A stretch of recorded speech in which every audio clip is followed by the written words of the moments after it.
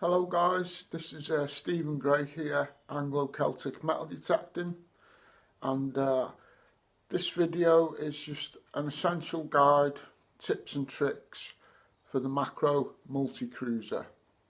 Very capable machine, and essentially today we'll just be looking at the free tones and some audio options, and stay tuned for more informative videos. Okay guys. Straight away it comes on, it's highlighted there so you know you're in the modes, it's already in free tone. It's going to the settings, just push settings, put your gain up. On free tone, if you're below 90, it's really fast for trashy areas, and if you go above 90, the recovery drops a bit and then you punch more deep. Put it on 92 then, Sid, again. Yeah, so you're going deeper. Clean. About 94. Disc free, tone break, then you've got your notch 4, then you've got the ferrous, I have that iron too. It's just the tones of the iron. Okay. Tone break, at the minute in the standard it says a 15, but from 5 and upwards a good target, so you're losing all them targets. So tone break yeah, you want that down to be 5. Okay. And tones, these are all different tones. So 15 is the lowest, that's your iron tone. Push select, that goes into your next tone. If you don't change this, the iron tone and this tone, the gold and non-ferrous tone, there's not much in it. Okay. So it don't stand out. So I've put the second one up to 50 and it jumps out at you then when you're in amongst iron. Cool. And the next one's 70. So select again. Because these are the free tones. Yeah, that's the 3 different tones, that is. All set at different rates. Just so it jumps out for you more. Then we go down to ISAT, leave that at 1. And that's all your settings. If you go over to options, check your frequency. So you're in 14 kilohertz. That's ideally, if you're below 90, if you're below 90 and you want to go fast, use 19 kilohertz. Yeah. And if you want to go deep and you're above 90, go to 14 kilohertz. Okay. Just for that little, just get the edge, like. These are just initial setups. Yeah, tweak it to suit yourself, like. So options, to save it, go down to save, and then you push the plus and minus button. Push the plus button, for that's to save. If you push the minus button, that's factory default, so it sends it all back to factory default. So you want to save it and then push select, and then should be done now. And then obviously before you start, check the area, make sure there's no iron in the grain. Push the bottom right button there and do your grain balance. Yeah. That's it. Thank you, Sid. No problems. Okay, so here we've got a solid mid-tone in the 20s. See what this one is, just as an example. Up to now I'm loving the cruiser. And this mid-tone in the 20s, this pewter by the looks of it. Oh yeah, very nice patterned tom back button. Unusual, I've never seen that type of just line pattern on a tom back. That gives you an idea what the signal was like on that. It wasn't very deep. This is the field where the only hammered coin has come up on Phil's farm, and I got that the other week, that lovely half goat with the racer 2. Got a signal here that I'm pretty sure is iron, but I just want to show you the view of it so you get an idea.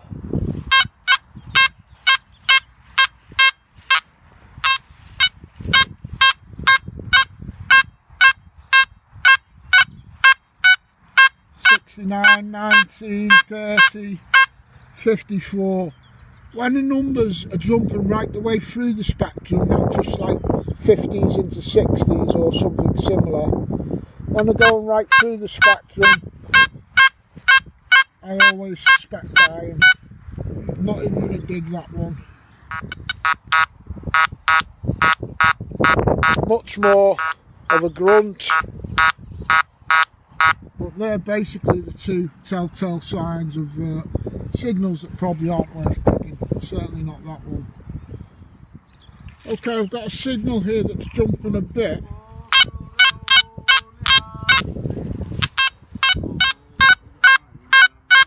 But it's just a bit more stable than that last one. Still jumpy. Could be rubbish, could be iron.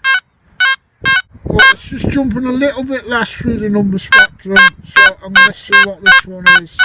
Well, I'm really glad I dug this because it really explains something about how to use this machine. I don't dig if it jumps 10, 30, 70, 90, I don't dig it. Okay, that was jumping about 30, 40, 50.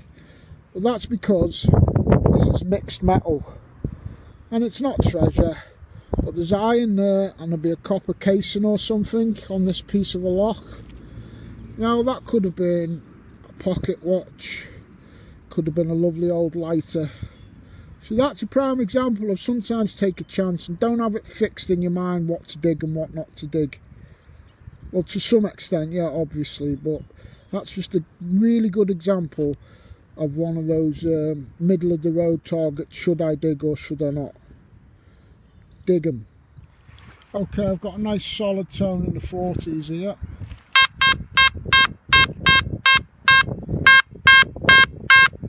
I never use pinpointer. That's enough for me. I know exactly where to dig with that. It's a big piece of lead. The lead, depending on how big it is coming in about 15. That's 40 odd. All depends on the sizes of these objects as well, not just the metallic makeup. I've only got about 3.5 hours here today on the macro cruiser. Main thing is just to get you those initial three-tone setups and just show you a bit of audio response and stuff, but we'll see if we can pull anything nice up while I'm here for 3.5 hours. Okay, this rang in a high tone, nice high tone in the 70s.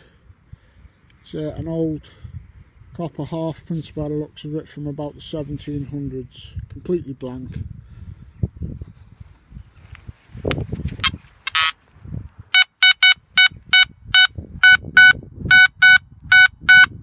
Nice high tone, mid 70s. Very small child's thimble.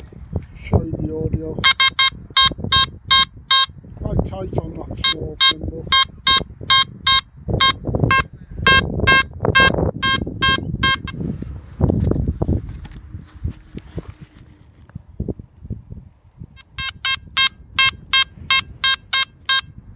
Very tight little audio tone, little dotty, you know, on a dot. Nice, solid 50s.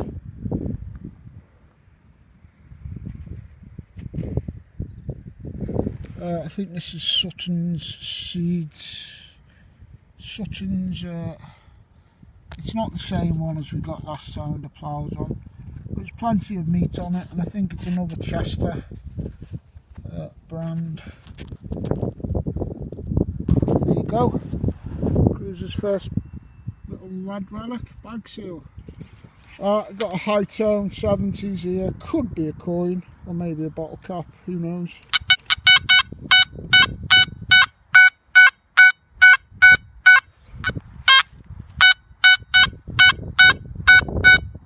Let's have a go at that one, innit?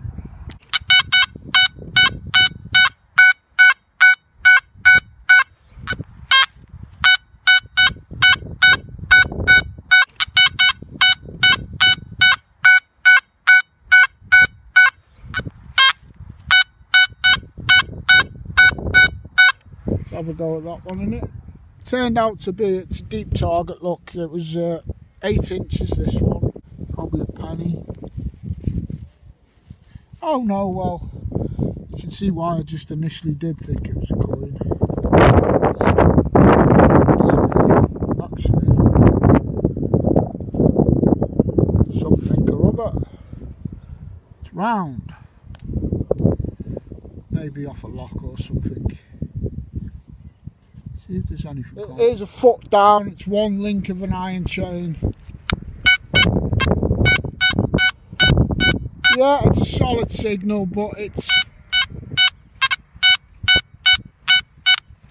slightly scratchy audio, and this is another way to tell iron. Very high numbers. So that's one link of an iron chain, literally a good 12 inches deep. Okay guys, about 25 foot in front of that tree, last week I found hammered with my Racer 2. We've only got 3 hours today with the cruiser, but just here we've worked out pretty much exactly the same hammered for Sid. We think this might be an old footpath now, going onto that hill in the distance. That was where mine was, wasn't it? Yeah. Yours was in line with that tree. Yeah, and maybe it lines up with the corner of the field. Anyway guys, put that on the ground for us, Sid, and just run the cruiser over it, please. We're going to get some audio responses and target ID numbers. 45 solid. Crisp audio, isn't it? It likes that hammy, and it's sticking in the mid 40s. Well, 14 inches. That's just scratchy signals you're listening for. That's what you should dig if you want a deep hammered. Worst, you know, that's the worst it's getting, like scratchy signal. But anything that's like, normally a hammer's coming in at 6 to 10 inches. Yeah. But when you're fairly close, within 6 inches, it's solid mid 40s, and it's a great audio. Banging. Cheers, Sid. Well, from the excitement of Sid's hammy to what I think might be the cruiser's first bit of silver for me. Unfortunately, it's only scrap, but it's certainly got that silver look about it. Fairly old silver. There's no weight to it because it's only really thin. Would have been part of a decoration off, who knows, walking stick or anything really. But anyway, it's a start. Like I say, I've only got 3.5 hours here today to do this initial cruiser field test. Just a few tips and tricks up with the audio and those free-tone settings. Unfortunately, I've got to go to work in an hour and load some trucks. But I'm going to get back out on Sunday and try it in 2 tones for you. So I'll blast it for another hour, see if we get any more. Just show the viewers the external battery pack. I'm sure a lot of you have already seen it anyway if you're interested in this machine. 4 AA batteries slot in there, and it's a waterproof holder. Don't make the mistake I did last week when I was rushing to get out for the first time. I just bolted it on, didn't have any batteries, plugged it in to the machine there, went to go out the door an hour later, and I thought my cruiser was broke because it wouldn't switch on. Well, what it was doing, this battery pack overrides the machine's internal battery, so it was basically just picking up an empty external battery pack and wouldn't switch on. So that was my first attempt at getting out of the cruiser. So just don't make the same mistake. If you've got your battery pack plugged in, it needs to have juice in the batteries. Okay, brilliant feature though. Extra battery pack. And another great feature about this, I think it just adds that little tiny bit more better balance to the whole machine. Okay, so these are the results of 3 hours with the cruiser first time out. That's a little type of old relic on the right there, not sure what it is yet. It's my only coin, blank halfpence. Button, that I believe is a little tiny catch plate off a padlock. Got my bag seal, buckle, got a couple of padlocks, possibly a coin there, blank. But I'm really impressed with the macro racer. I'm really impressed with the macro cruiser. I know I'll get really good results with this machine. Just need a bit of time in the fields, that's all. Thanks for watching guys, and best of luck and happy hunting.